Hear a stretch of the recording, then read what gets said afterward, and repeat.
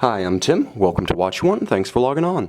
Today we're looking at the Girard Perregaux Vintage 1945 Automatic. You can see this retro-inspired stainless steel Girard Perregaux Automatic on our website, watchyouwant.com. Purchase it there, and if you enjoy these videos, please subscribe to our YouTube channel, Watch You Want Inc. You can also click on the card in the upper right-hand corner of the screen at any time to see our full listing for this watch with additional accessories included, high-resolution images, and naturally, complete pricing details. Now on my wrist, 6 1/3 inches, 16 centimeters in circumference, the watch has a unique quality to its fit. It has a very dramatically cambered case, which is to say the entirety of it, including the sapphire across the dial, is curved, so the watch fits very easily on a smaller wrist. It also has straps that are both supple and uniquely articulated at the lugs, and I'll get into that in a moment, so that it does wrap tight down and around a smaller wrist. Now in terms of outright measurements, the watch is pretty compact.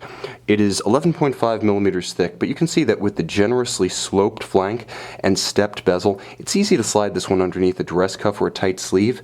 Now from lug to lug, the watch measures a reasonable 48 millimeters, again, not over the top by the standards of modern watches, nor by the standards of non-round watches, and across the case, it's a reasonably tidy 32 millimeters, not including the crown. Now, the strap deserves a little bit of additional mention because it is very flexible. The way it pivots at the lugs is completely unlike what you may experience on well-known watches such as the Reverso that are non-round and can tend to fight you a little bit. The strap has no tendency to flare. As you can see, the only flare is the slight curvature of the strap itself. There's really no sense that it's pinned or constrained against the lugs, and it has a broad range of articulation to make for an easy fit. Now it's matched to a beautiful stainless steel Girard Perregaux deployant clasp, beautifully made. It's nice and spare, so when buckled, it has the vintage aesthetic of a pin buckle, but gives you the security of a deployant, so if it pops open, the watch is staying on your wrist, not crashing to the floor. Now the vintage 1945 collection debuted in 1995, and Girard Perregaux was solidly ahead of the curve. The retro trend, that is, the resurrection of classical designs in the modern era with modern movements, fit and finish, really wasn't a trend taken up by the watch industry in general until the mid to late 2000s. Back in the early to mid 90s, it was really Vacheron Constantin with the Le Historique and Girard Perregaux and no one else. So this watch conceptually was very far ahead of the trend.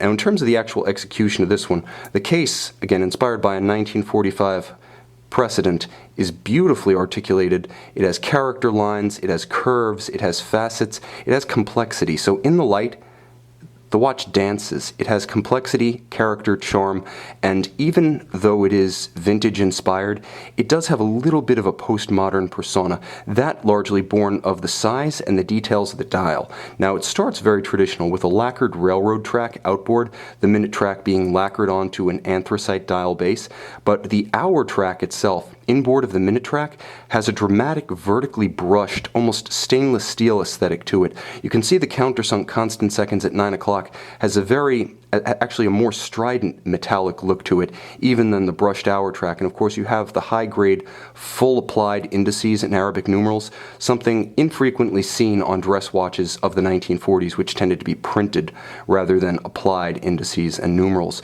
You also have a date window, again, something not characteristic of vintage dress watches, but because this is an in-house automatic Girard Perregaux caliber 3300, you do have the convenience of both automatic winding and a jump date window.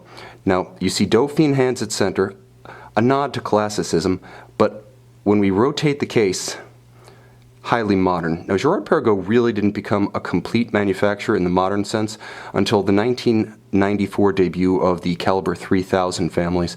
Now, this is a 28 joule automatic winding, unidirectional winding, 28,800 vibration per hour, caliber 3300. It does feature hacking seconds when you pull the crown. You do stop the balance, allowing precise synchronization to a known accurate reference time. And should the watch run down, that date window at 1:30 does have a quick set correction feature.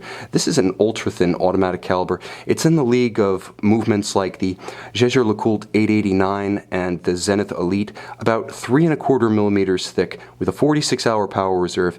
It is a very fine manufacture movement, perfectly suited to a thin dress watch and aesthetically up to par, with a tight and even perlage across the base plate and a combination of Côte de Genève across the bridges and across the rotor. It's a very handsome counterpart to a striking vintage-inspired but postmodern detailed dial.